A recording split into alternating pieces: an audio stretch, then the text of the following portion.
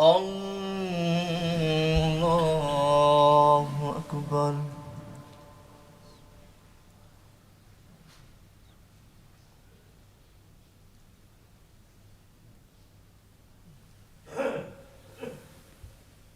الله أكبر. الله أكبر.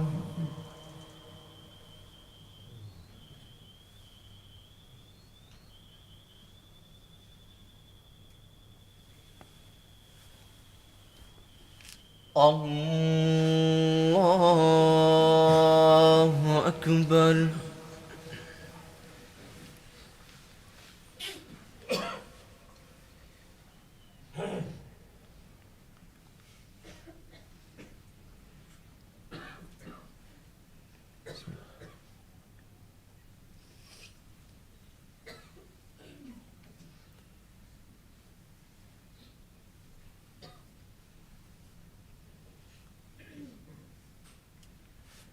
الله أكبر.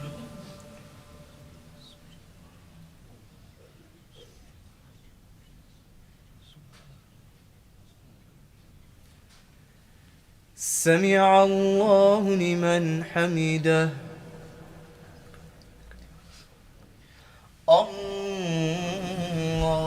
الله أكبر.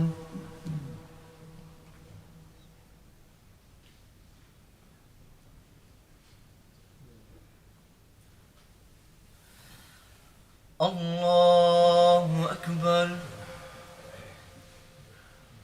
الله أكبر.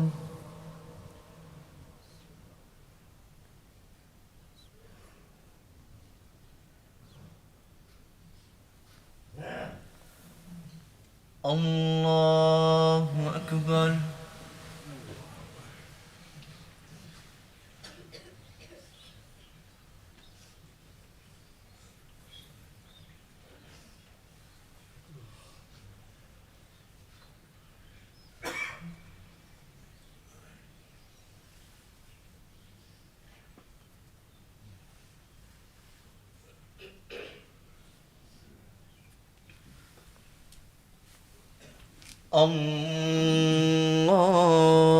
الله أكبر.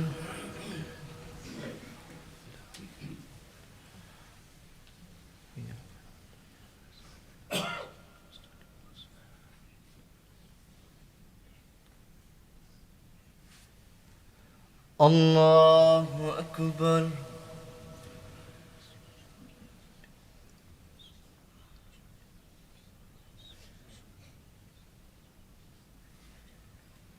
سمع الله لمن حمده.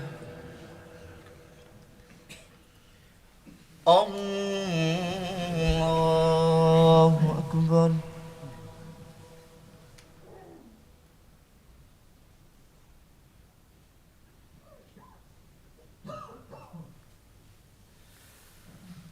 الله أكبر.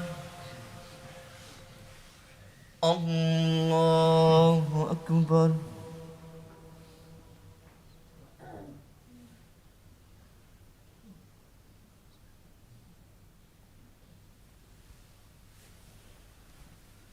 الله أكبر.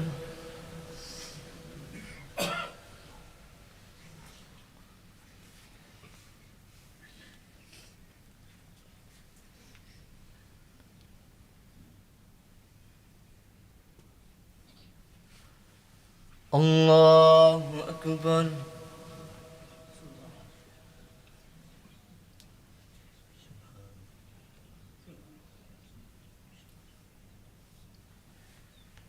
سمع الله لمن حمده. الله أكبر.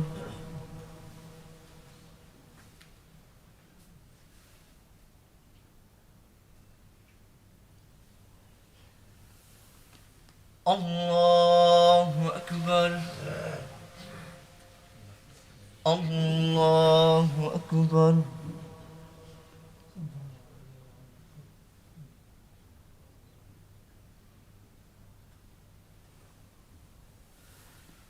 الله أكبر.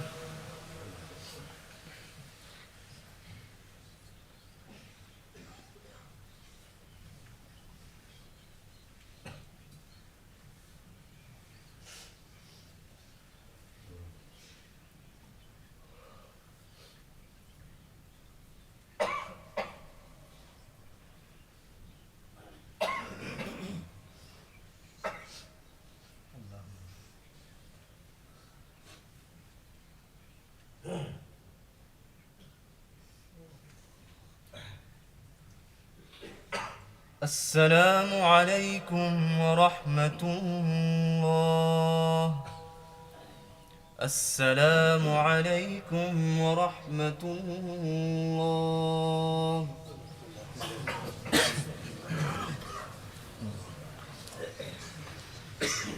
अस्सलाम वालेकुम वरहमतुल्लाहि वबरकातुहू। मोहतरम हजरात, मैं गुजरात जूनागढ़ डिस्ट्रिक्ट काठियावाड़ मांगरू से हाजिर होता हूँ। लड़कियों का गर्ल्स दारुल में ये मदरसा 27 साल से चल रहा है। इस मदरसे के तहत में 700 बच्चियाँ तालीम हासिल करते हैं, जिनमें से 450 बच्चियाँ बोर्डिंग में रहती है, 150 बच्चे यतीम खाने में बोर्डिंग में रहते हैं। कुल 600 बच्चों का खाना बनता है। काठियावाड़ के इलाके में गरीबी ज़्यादा है, जहालत ज़्यादा है। ये बड़ी बड़ी बच्चियाँ इस्लाम के अरकान से वाकिफ़ नहीं होती। अल्हम्दुलिल्लाह इस मदरसे में आलिमा फाजिला बन के अपने इलाके में दी की खिदमत अंजाम दे रही है। आलिमा क्लास का कोर्स सुबह के वक्त में पढ़ाया जाता है। उसी बच्चों को दोपहर के वक्त में स्कूल पढ़ाई जाती है। School primary secondary high secondary की स्कूल पढ़ाई जाती है। 1 करोड़ 10 लाख के आसपास का बड़ा खर्च है। और मेरे भाइयों, इसी इलाके की गरीब बच्चियों की भी से अपने अपने अपने पैसों के जरिए इसकी मदद करेंगे। ये बच्चे इल्म हासिल करके फैलाएंगे तो हमारे लिए सदका जारिया होगा। और माँ है ये बच्चों के लिए सबसे पहला मदरसा है। अगर माँ नेक होगी तो आने वाली औलाद भी माशाल्लाह दीनदार पैदा होगी, और अगर माँ दिन पर नहीं होगी तो बच्चों को दिन पर आना भी मुश्किल हो जाएगा। तो आपसे दरख्वास्त है कि इस इलाके की बच्चियों का अपने दिल खोल कर ज़कात सदका लीला से ताउन फरमाए। आखिर में मैं इंशाल्लाह कमेटी वालों का, उलमा इकराम का, आवाब हज़रात का शुक्रिया अदा करता हूँ। मेरे को आपके सामने खिदमत का मौका दिया। अल्लाह ताला आप तमाम की खिदमत को कबूल फरमाए। मैं इंशाल्लाह असर और मगरिब 2 नमाज में हाजिर होऊंगा। Dearest friends in Islam, inshallah, after the adhkar and dua, the bayan of our special guest, Moulana Riaz Dola of Al-Huda, where I became a hafiz, inshallah his bayan will take place. So all the brothers are requested to please stay, inshallah it will be of most benefit.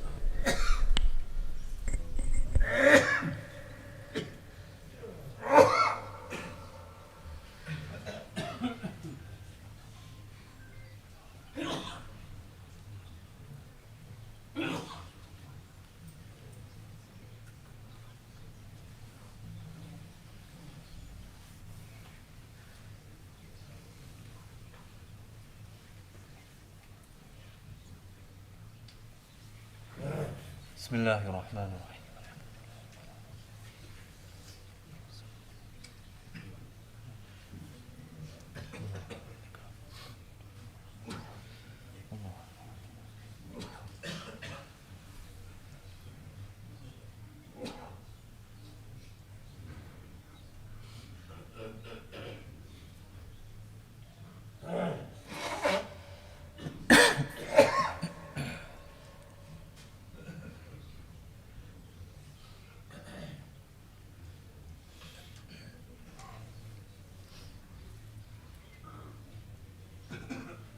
برحمتك يا أرحم الراحمين.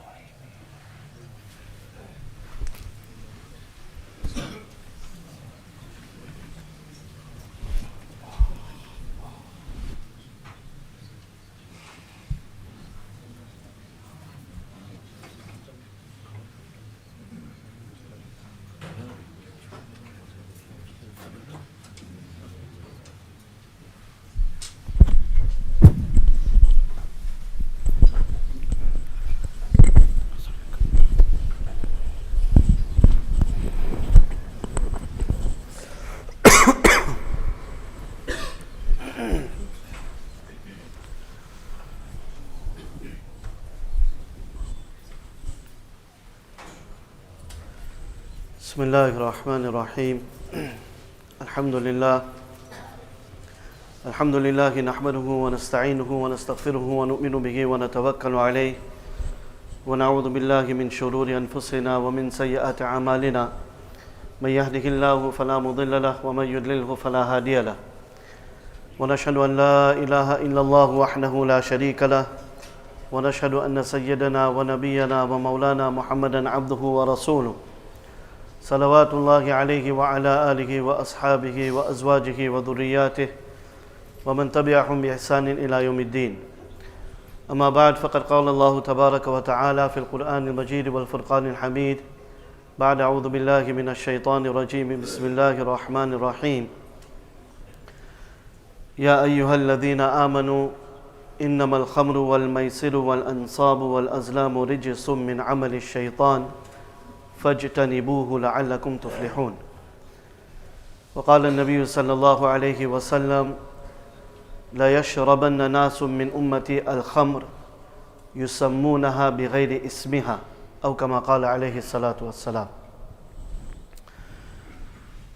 Honorable ulama kiram, respected elders, beloved youngsters, mothers and sisters listening at home.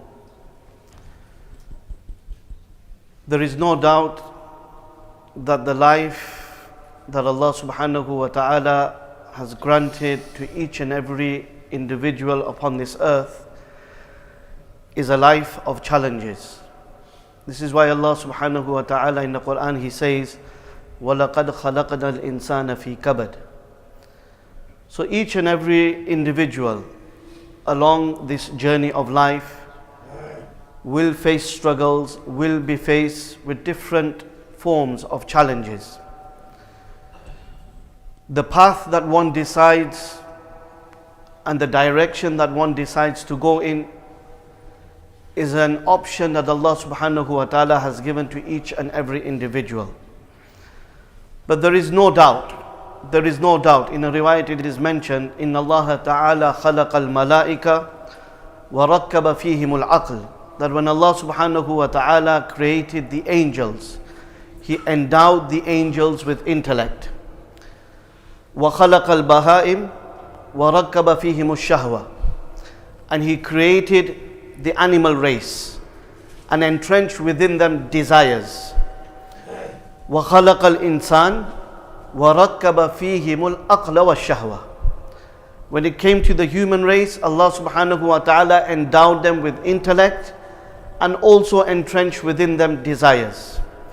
So every human is a combination of both intellect and desires. In terms of the humans, فَمَنْ غَلَبَ عَقْلُهُ عَلَى شَهْوَتِهِ فَهُوَ أَعْلَى مِنَ الْمَلَائِكَةِ. He whose intellect reigns supreme, supersedes and surpasses his desires, then he is given a status in the eyes of Allah more noble than the status of the angels. وَمَنْ غَلَبَتْ شَهْوَتُهُ عَلَى عَقْلِهِ فَهُوَ أَدْنَى مِنَ الْبَهَائِمِ. And he whose desires supersede and surpass his intellect, then let it be known that then he is not even capable of being given the name of an animal. And this is why Allah subhanahu wa ta'ala in another verse of the Quran He says that those people who live a life of sin, of transgression, a life of the disobedience of Allah subhanahu wa ta'ala, أُولَٰئِكَ كَالْأَنْعَامِ بَلْ هُمْ أَضَلُّ. That not only are they like the animals, but they are worse than the animals. They are an insult to the animals as well. So the path that we take is a choice that Allah subhanahu wa ta'ala has given to each and every individual. But there is no doubt that life is full of challenges. Life is full of struggles. Along this journey of life, one will be faced and one will have to contend and challenge his desires. And these desires will throw up different types of sin, different types of transgression. It is up to each and every individual which path he or she takes.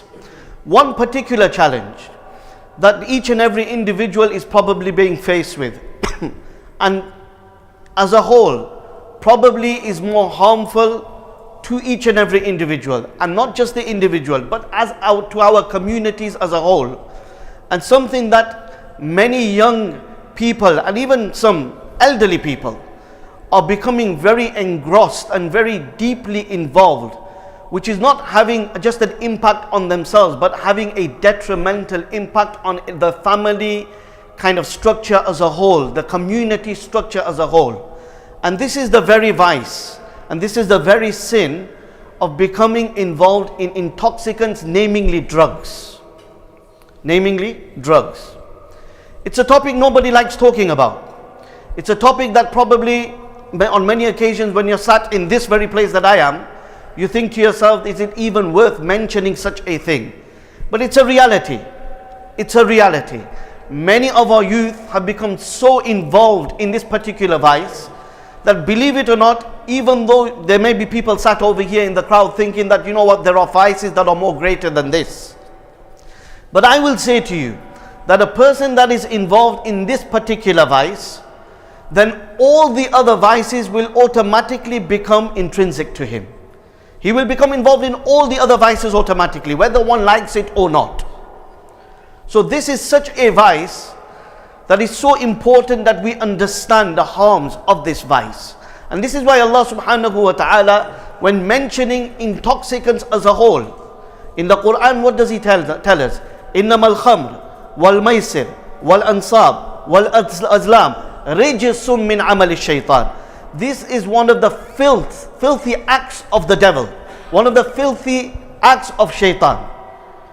Khamr, intoxicants, maisir, gambling, ansab and azlam. This was a form of their dedication to their idols, and a form of where they used to draw lots using arrows that they would take out of a quiver. Allah is telling us this is a filthy act of shaitan.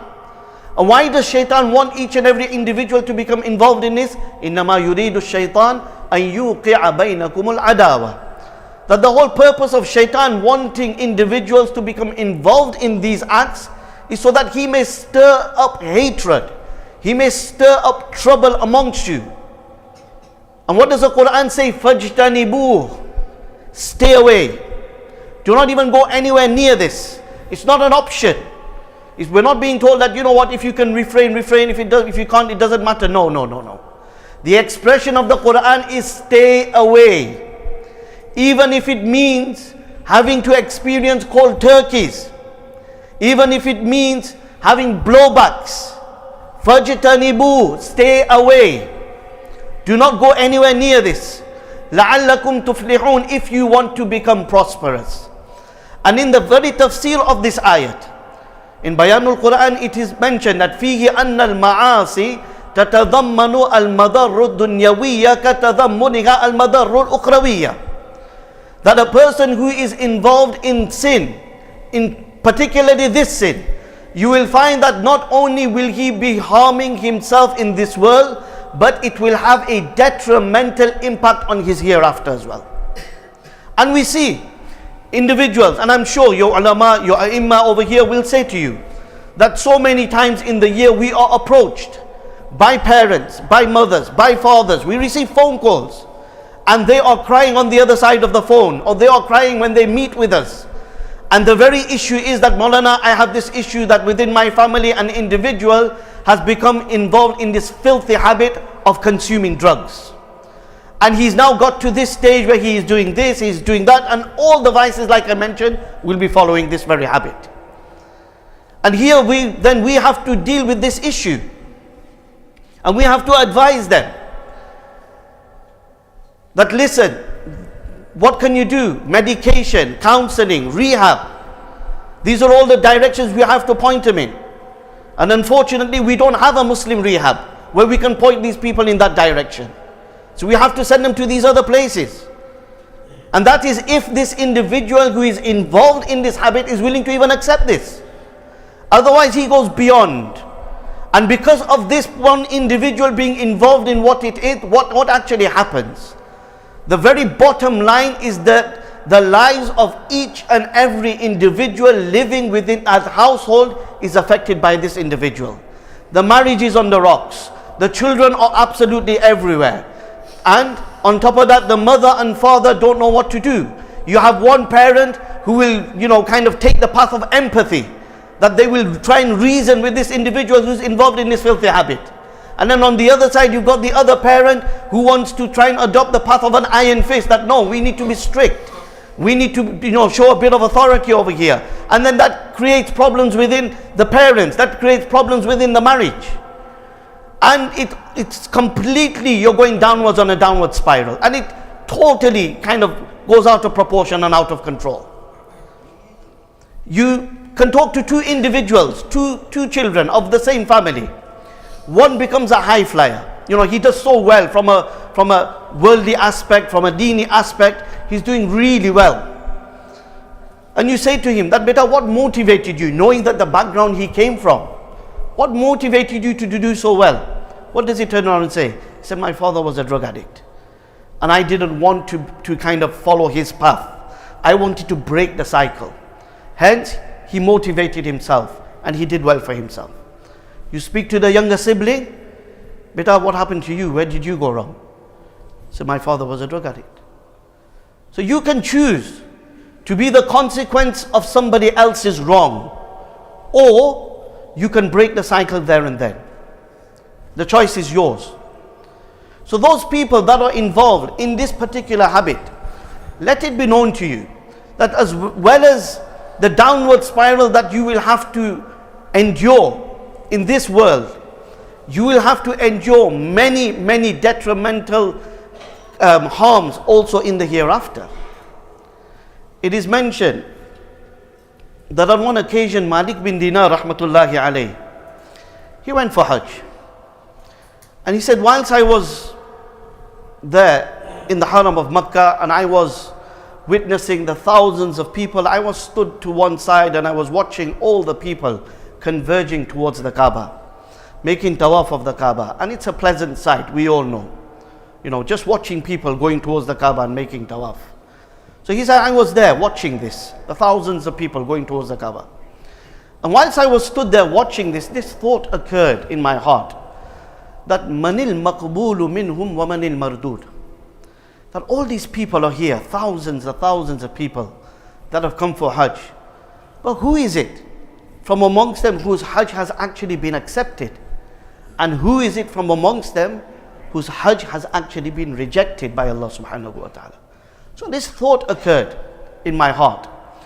And he said, with this thought, he said, I wrestled with this thought in my heart, in my mind for the rest of the day. And it caused me somewhat anxiety, somewhat kind of panic, and to question myself that, which category do I fall in? Is my Hajj accepted or is my Hajj not accepted? So he says, with these thoughts wrestling in my mind, he says, I went to sleep. And in my sleep I saw a dream. And in this dream I was told by an individual that, O Malik, let it be known to you, غَفَرَ اللَّهُ لِلْجَمِيعِ إِلَّا رَجُلًا وَاحِدًا. That Allah subhanahu wa ta'ala has forgiven each and every individual, but for one person. But for one person. He says, when I woke up the following morning, so I was in a state of panic. I was in a state of fear, in a state of anxiety, thinking to myself, what if that one person is me?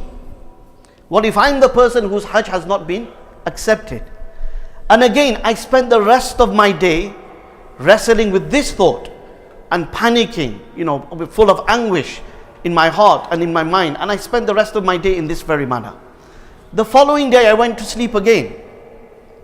Only this time I was told that, O Malik, rest assured, that one person is not you, but rather it is a person by the name of Muhammad ibn Harun. Muhammad ibn Harun. This is the exception. He is the one exception, and he is the one person whose Hajj has not been accepted by Allah subhanahu wa ta'ala. So he says, when I woke up the following day, I thought to myself, how unfortunate can this person be? And it created an inquisitiveness within me to actually locate and to find this person and to actually learn why his Hajj is not being accepted. Hence I started questioning people. I started asking people. And I was told, and everybody that I spoke to, believe it or not, they actually gave me rave reviews about this individual. उन्होंने क्या कहा, ये तो बहुत अल्लाह वाला आदमी है. He is a very pious person. He is a sage of the age. There's nobody that can surpass him in his piety. He's such an individual. He spends his entire night in ibadat. And he says, with the reviews that I were getting about this individual, he says, my mind was thrown into even more conflict. How can this happen? Everybody that I am speaking to, they are giving me rave reviews about this person.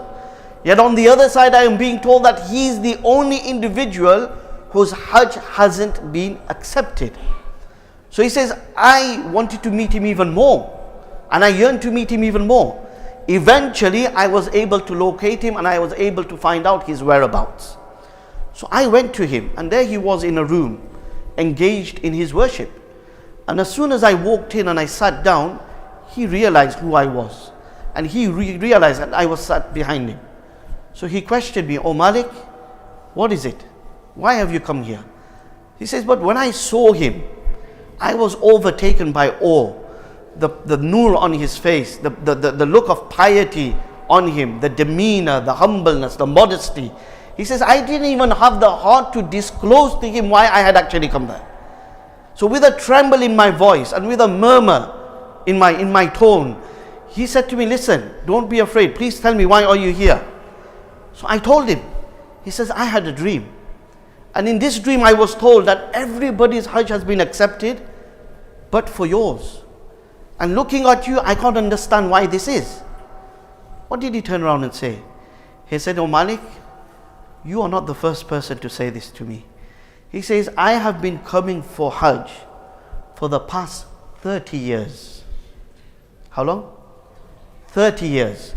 And each year a person comes and he says to me, 'We saw a dream. Everybody's Hajj has been accepted, but for yours.'" He says, "This is nothing new." So I then said to him, "But why?" So he explained to me. What did he turn around and say? He says, "When I was young, I was involved in a vice where I used to intoxicate myself with alcohol, with other substances. One particular evening," he says, "I went out with my friend, Sharibtu khamran inda khidnin li. I returned home and I was on a high, totally out of my senses, on a high. And in this very state," he said, "I entered into my home. Atamayalu fi mashi." He says, "I couldn't even walk. I was stumbling. I was, falling on one side and falling on the other side. And in this very state, my mother came to greet me and she saw me. And when she saw me in this state, she turned around and said to me, she said, 'Muhammad, akhiru yawmin min Sha'ban, awwalu yawmin min Ramadan, yusbihu nasu suwama wa tusbihu sakran.'" He said, "This is the last night of the month of Sha'ban. It is the eve of the first night of Ramadan." He says, "Even the transgressors are in the state of fasting. They have become noble. They have turned towards Allah subhanahu wa ta'ala. They have become diligent. And you are in this state of intoxication? What kind of a person are you?" He says, "In a fit of rage, in my naivety, in my stupidity," he said, "I slapped my mother. I slapped my mother and she fell into a fire. She fell into a fire." He says, "I have been performing Hajj for the past 30 years. Each year a person comes and says to me that your Hajj has not been accepted. Think of your spiritual harms. Never mind the harms of this world. You know exactly what has happened to you. We need to understand that for every family there is a threshold of tolerance. Because you are involved in this filthy and evil habit, they have tried everything to help you. Eventually a time comes when they will go to that imam or that local alim and they will speak to them. What advice are we supposed to give to them? What do we turn around and say? Because of you, abnormality has become the norm of the house. You are affecting the younger children within that household. Even they don't know what to do. They are looking at you as a role model and you are setting the wrong example. The only thing we can say is you need to close the door. Don't bolt the door, but close the door. When you see such a person on the street, it's not because his family has actually disregarded him or they have disowned him. No, because they reached the threshold of tolerance. There's nowhere else, there's nothing else they could do. They tried everything to help him. But eventually, they are being told, whether it may be by the counselors, whether it may be by the rehab, whether it may be by the doctors, that listen, so that it doesn't affect your mental state, so that it doesn't affect the rest of the people within your household, don't bolt the door but close the door. Close the door. Say to him that listen, you are now on your own. We're not bolting the door on you. The day you become sober, the day you kick this filthy habit out of your life, these doors are open for you once again. So you will not only be harmed in the aspects and the matters of this world, you will also be harmed in the matters and the aspects of the hereafter. And you need to understand that this rehab that you may go to, it's not some kind of a magic place. You have made a genuine intention, and I hope you've made this genuine intention. Because if you've not, then you are just kidding yourself. You are lying to yourself. And this is why, you know what Moulana said very beautifully, Moulana Suleiman Mullah, who was here, mashallah, in the first few days at Masjid al-Salihin in Broadgate. What did he say? That, you know, shaitan, he has no problems with your noble intentions. Shaitan has no problems with your noble intentions, so long as those intentions of yours are for tomorrow. So long as they are for tomorrow. If it's for today, he's got a problem. If it's for tomorrow, he has no problems. Carry on. Keep making the intentions. You have to want genuine change. You have to want to revolutionize your life, to reform yourself. And that has to start today, not tomorrow. Otherwise, shaitan has no problems with your intentions. So, going to a rehab is not some kind of a place of magic where you can go and that's it. You'll come out of there completely clean. No. You have to want the change. And the first steps of change, as well as taking all the necessary steps of medication, counseling, rehab. What's the first step that a person needs to take? What does Allah subhanahu wa ta'ala say to us? Ya ayyuhalladhina amanu ittaqullah wa kunu ma'as sadiqin. And one thing you will also find, that a person that is involved in this evil habit, he becomes a pathological liar, unfortunately. Lying is like nothing to him. You know, you're sat with him, you're questioning him, you're asking him, you know, he smells of the stuff. But he's saying, no, I don't. My family is just doubting me. You know, there's nothing, there's no such thing. You can smell his lying. You can tell he's lying. But even then he'll lie.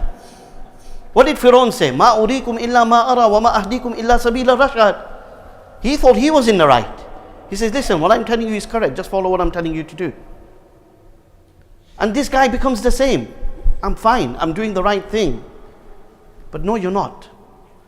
No, you're not. You're on a downward spiral. And if you want this change, the first change you will have to make, whether you like it or not, the moment you come out of that rehab, what will you have to do? You will have to leave that network of friends that actually took you to this vice in the first place, whether you like it or not. And this is why in Surah Tawbah, when Allah subhanahu wa ta'ala ends the chapter in the 11th para, He starts the final ruku by saying, Ya ayyuhalladhina amanu ittaqullah wa kunu ma'as sadiqeen. That's fear Allah and stay with those who are truthful. Allah talks about towards the ending of the chapter in Surah Tawbah, Allah talks about the expedition of Tabuk, and categorically He mentions the 5 different groups of people that answered to the call of Rasulullah sallallahu alaihi wasallam when he reached out to the Sahaba. Okay, so the first group of people were those alladhina taba'uhu fi sa'atil usra, were those people that answered the call of Rasulullah sallallahu alaihi wasallam straight away, willingly, and they were happy to join him on this expedition. And then the second group of people were those who had a slight kind of delay in accepting. You know, they were a little bit hesitant. Okay, min ba'di ma kada yazigu qulubu fariqin minhum. They were a little bit hesitant. Eventually they obliged and they accepted. The third group of people were those who wanted to join, but they didn't have the means. They didn't have the financial means, the financial muscle to join. وَلَا عَلَى الَّذِينَ إِذَا مَا أَتَوْكَ لِتَحْمِلَهُمْ قُلْتَ لَا أَجِدُ مَا أَحْمِلُكُمْ عَلَيْهِ. So Rasulullah, we don't have the means to join you. They were forgiven by Allah subhanahu wa ta'ala. The fourth group of people were the pathological liars. The pathological liars. Who were they? They were the munafiqeen.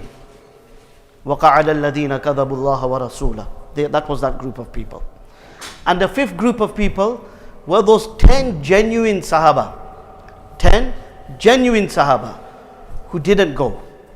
And they had no reason. But at the same time, they didn't lie. They didn't lie. So when Rasulullah sallallahu alaihi wasallam returned, 7 of them came and confessed. And they put their hands down, said, Rasulullah, we made a mistake. They were forgiven straight away. وَآخَرُونَ اعْتَرَفُوا بِذُنُوبِهِمْ خَلَطُوا عَمَلًا صَالِحًا وَآخَرَ سَيِّئًا. They were the 7 Sahaba. And then there was 3 Sahabas who also confessed, who spoke the truth. But their forgiveness was delayed. وَآخَرُونَ مُرْجَوْنَ لِأَمْرِ اللَّهِ إِمَّا يُعَذِّبُهُمْ وَإِمَّا يَتُوبُ عَلَيْهِمْ. These were those 3 Sahabas. And amongst them was Hazrat Ka'b radiallahu ta'ala anhu. What did he turn around and say? He says, you know what? We had a choice. We could have lied. We could have made excuses. We could have turned out to be like those pathological liars like the munafiqeen. And we could have kind of saved ourselves from the wrath of Allah and from the anger of Rasulullah sallallahu alaihi wasallam. But we decided not to lie. And because we didn't lie, وَإِنَّمَا أَنْجَانِ اللَّهُ تَعَالَى بِالصِّدْقِ. It was because we spoke the truth and we didn't lie that Allah subhanahu wa ta'ala eventually forgave us. So the first thing you will have to do, whether you like it or not, and then after mentioning this incident, Allah, this is what He mentions, that don't be like the munafiqeen. Ittaqullah, fear Allah, wa kunu ma'a sadiqeen. Stay with those that are truthful. These are the messages we deduce from this particular surah, from this very incident of Tabuk. And this is what we have to learn, that if you want to bring about a genuine reform and revolution within your lives, you will have to change your network of friends. You can't go back to the same place. You know, this one person, he said to me, Moulana, you know what? All my friends are involved in evil habits and I try my best to stop them from doing the wrong thing. But it so happened that the following evening I was with them and I ended up in a nightclub with them. So you're there to save them, but you've ended up in a nightclub. So Moulana, what should I do? What should I do? But you only stand as a lifesaver on the edge of a river if you know you're going to be able to pull the drowning person out of the river. If he's going to pull you into the river, then how are you saving them? By your own confession, you're saying you're drowning by ending up in the middle of that nightclub. Though you didn't succumb to the vice, though you didn't do anything wrong, though you felt an uneasiness within your heart, it is only a matter of time before you will start drowning as well. How can you stand there as a lifesaver? You have to change your network of friends whether you like it or not. You will have to acquire the company of the righteous, of the pious. When Musaylama bin Kadhab made this claim of prophecy after the demise of Rasulullah sallallahu alaihi wasallam, there was a whole group of people that joined him. His own son-in-law, who was with him initially, defected from his army. And after defecting from the army of Musaylama, he came to Hazrat Umar radiallahu ta'ala anhu. And he came and he said, "O Amirul Mu'minin ta'imun qabla an yuqdara alayya." He says, you know what? I've understood now. I was in the wrong place. I was with the wrong people. I've now come to repent so that Allah may forgive me before I die. What did Hazrat Umar radiallahu ta'ala anhu say to him? He wasn't involved in alcohol. He wasn't involved in drugs. He was just with the wrong crowd, believing in the wrong things, doing the wrong things, fighting against the Muslims. What did Hazrat Umar radiallahu ta'ala say to him? "Idhab fa'anzil ala khayri ahli al-Madinah." He says, you know what? If you genuinely want to bring about change within your life, then leave where you have come from. Go and stay with the most noble people of Medina. He said, فَنَزَلْتُ عَلَى تَمِيمْ دَارِي. He says, I went and stayed with Tamim Dari radiallahu ta'ala anhu. فَبَيْنَمَا أَنَا عِنْدَ تَمِيمْ دَارِي وَنَحْنُ نَتَحَدَّثْ إِذْ خَرَجَتْ نَارٍ. Now look at these people. Who did he go and stay with? Who was he with? So he went and stayed with Tamim Dari radiallahu ta'ala anhu. He says, I was sat with him on one occasion and we were having a discussion when it so happened that a volcano erupted. A volcano erupted. And when this volcano erupted, Hazrat Umar radiallahu ta'ala anhu came and he said to Tamim, Tamim, go and deal with that please. Go and sort it out. He says, Amirul Mu'minin, nar, it's lava. What do you want me to do? He says, listen, I don't care how you do it, but go and deal with it. He says, فَقَامَ يَحُوشُهَا بِيَدِهِ. He says, I saw Tamim radiallahu ta'ala anhu stand up he went towards the lava, he started motioning with his hands towards the lava, and he pushed the lava back until it receded back into the earth. فَنَزَلْتُ عَلَى, he said, اذهب فَأَنزِلْ عَلَى خَيْرِ أَهْلِ الْمَدِينَةِ. Go and stay with the best people of Medina. That's the only way you will be able to bring about reform within your life. If you genuinely want to bring about change within your life, you will have to adopt the company of the good. And that network of friends that took you towards the wrong, took you towards this vice in the first place, you will have to forsake those friends, whether you like it or not. And let it not be those of us that are involved in this vice, and those of you that are involved in this vice, not us, I don't do it, I can assure you. Yeah. You're going to say, Mal sabhi ke karat kya hu? Ilyas? So Allah safeguard us all. Allah safeguard our children as well, inshallah. And those homes that have been affected by this, may Allah Ta'ala, rid you of this evil, inshallah, and cleanse your homes once again, inshallah. But let it not be those of you that are sitting here listening to me, or whether you're sat at home listening to me, and you are feeling an uneasiness within yourselves, that let it not be that you are making intentions to change, but they are for tomorrow, and that tomorrow never ever comes, and then Allah subhanahu wa ta'ala decides that, you know what, I've given him his opportunity, I've given him his chances, he had a genuine chance to reform and to change his life, but you know what, he's now exceeded the limit, and now I've decided to close the doors on him. Let it not be we get to that point. What did the disbelievers of Makkah say? وَقَالُوا قُلُوبُنَا فِي أَكِنَّةٍ مِمَّا تَدْعُونَا إِلَيْهِ وَفِي آذَانِنَا وَقْرٌ وَمِن بَيْنِنَا وَبَيْنِكَ حِجَابٌ فَاعْمَلْ إِنَّنَا عَامِلُونَ. What did they say? He says, you know what, Rasulullah, you are inviting us towards the truth. You are inviting us towards the good. You are inviting us towards worshipping that one Allah, believing in you as the final messenger. But you know what? We are not understanding what you are saying. There seems to be a veil between you and us. There seems to be some kind of uneasiness, a heaviness, a blockage within our ears. We are not hearing you. They created this superficial veil. And they didn't come towards the truth. They didn't accept the truth. They just turned around and said to Rasulullah sallallahu alaihi wasallam, "Fa'amal innana amilun." You carry on doing what you're doing. We're going to do what we want to do. Eventually, a time came when what does Allah say? Inna ja'alna ala qulubihim akinna. That's right. Now their hearts have been sealed. Allah uses words as khatama Allahu ala qulubihim. Their hearts have been sealed. Taba'a. Their hearts have been sealed. No matter how much you try and explain to them now, that good will not penetrate their hearts. It will not enter that heart. It's too late.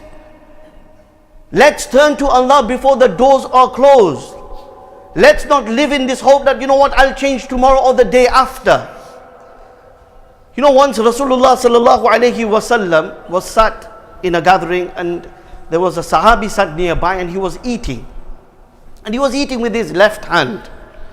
So Rasulullah sallallahu alaihi wasallam saw this, and as Rasulullah sallallahu alaihi wasallam was a teacher.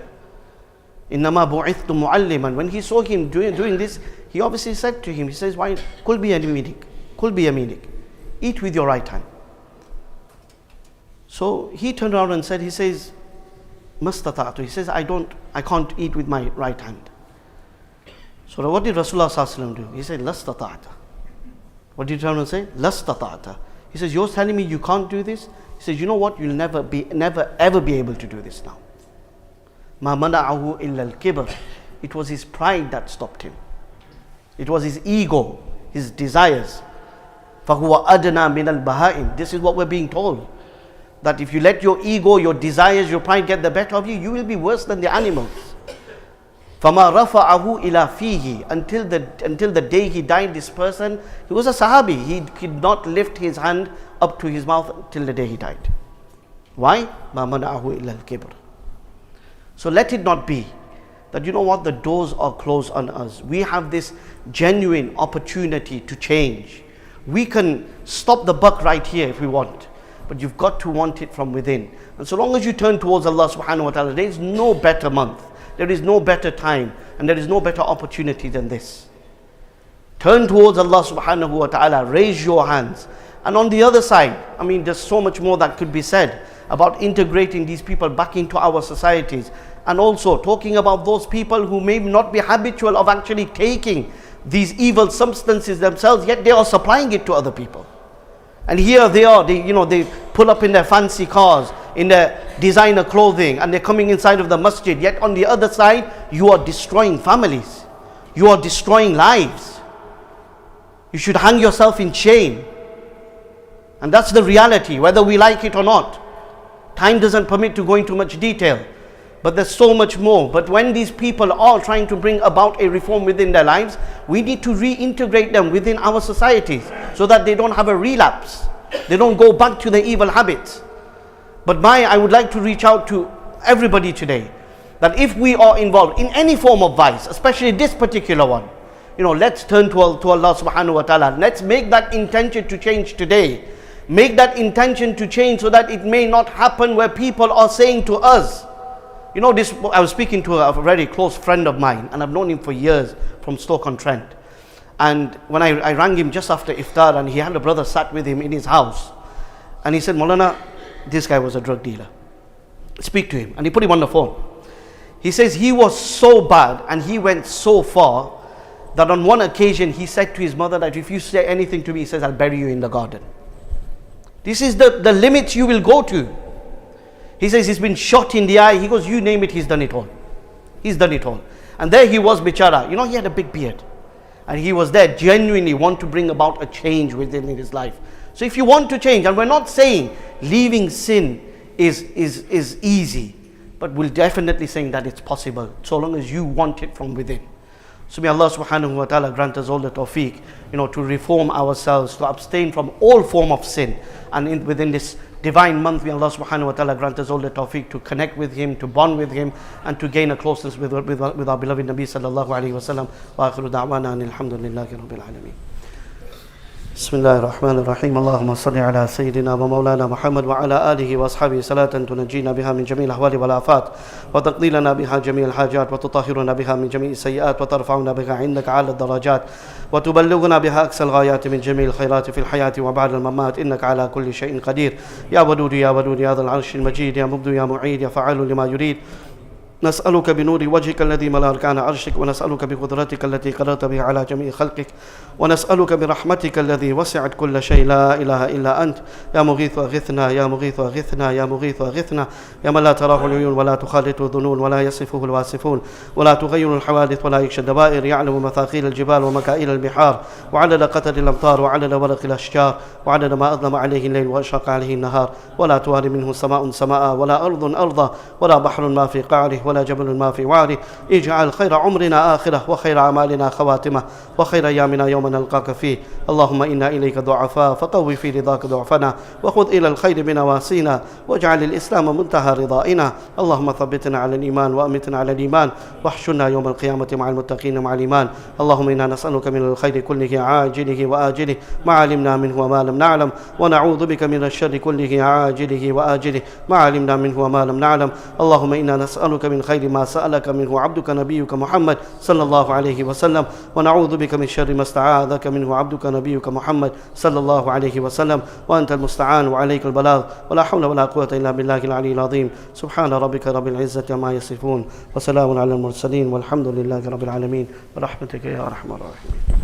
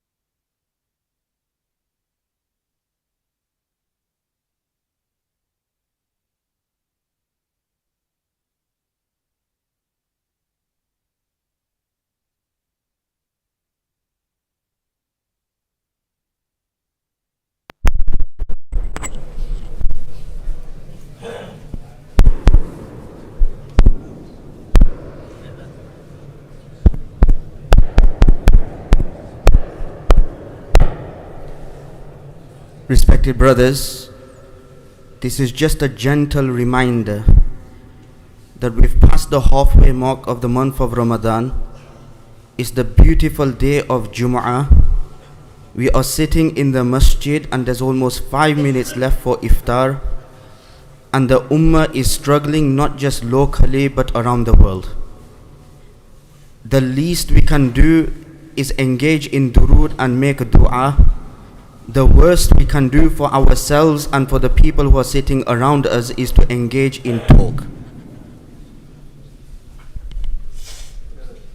The Jamaat Khana at this moment in time, even tilawat, the time of dua is now. It should be absolute pin drop silence, the connection between you and your Allah.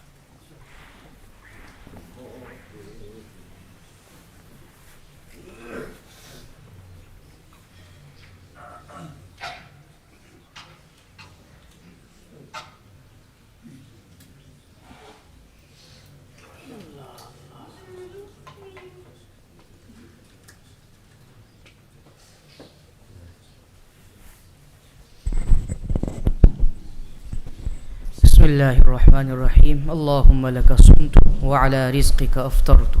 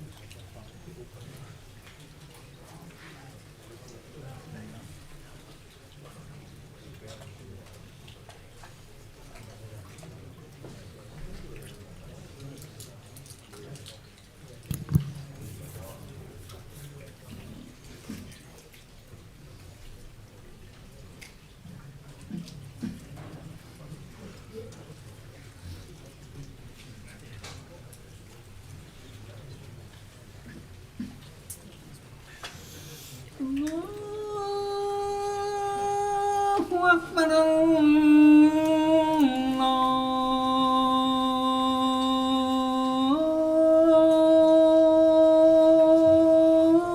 الله أكبر الله أكبر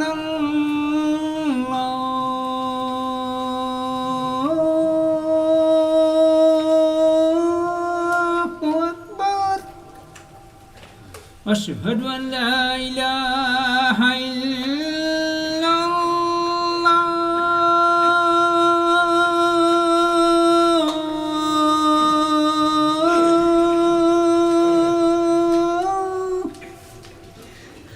أشهد أن لا إله إلا الله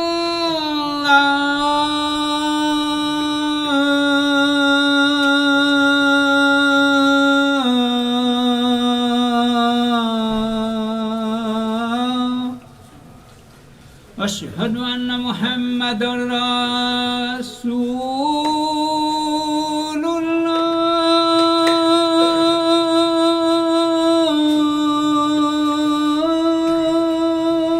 الله أشهد أن محمد رسول الله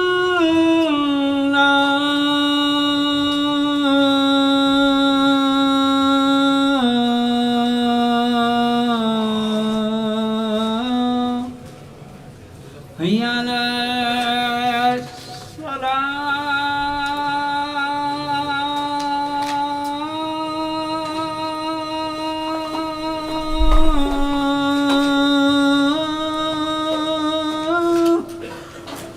هيا على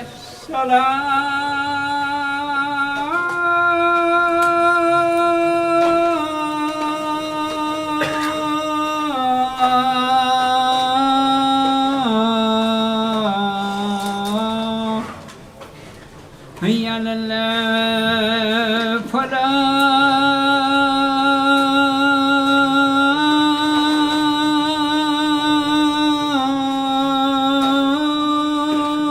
الفلاح هيا على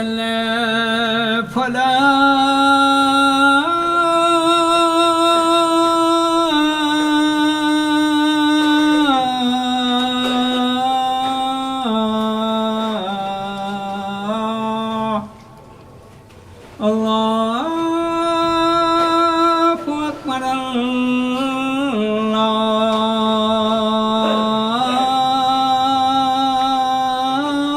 الله أكبر لا إله إلا الله